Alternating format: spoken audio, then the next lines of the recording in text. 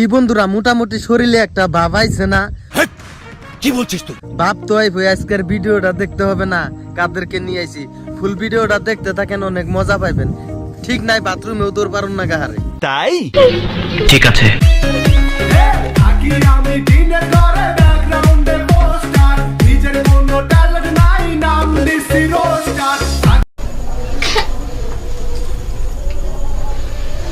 কেন হচ্ছিস? কি হয়েছে?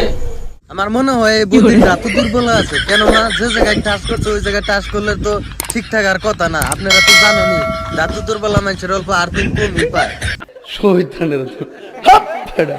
আজকে তো আমি করেই ছাড়বো, কিচ্ছু করার নেই। আমি করতে দেব না। ঠিক আছে, দেখছি। দাদা এত মতন কইতেছে বৌদি একটু করবার নিগে দাও।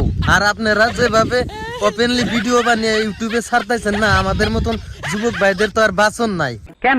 কেননা এইসব ভিডিও দেখার পরে মারতে মারতে আমাকে কর্ম শেষ যাইব।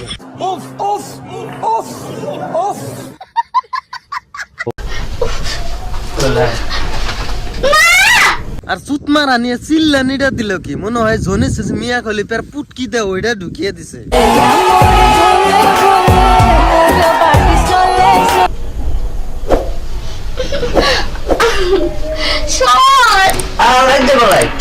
এখন জাগা মতন লইছে, যেভাবে পোস্ট দিয়ে ধইরা রয়েছে তলে খালি একটু সিধা করে ধরো, দেখবা টপুত করে গিলা ফেলাইছে।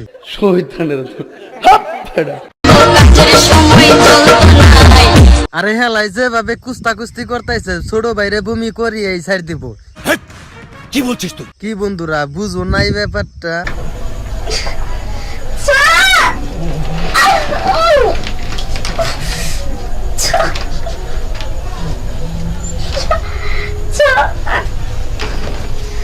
বগলে থাকা কুত্তাটাও ভাবতাইছে কি মাল রে ইয়ার, একবার যদি পাইতাম ঢুকিয়ে দিয়া একটা মুসরানি দিতাম। মানে এটা কোনো কথা?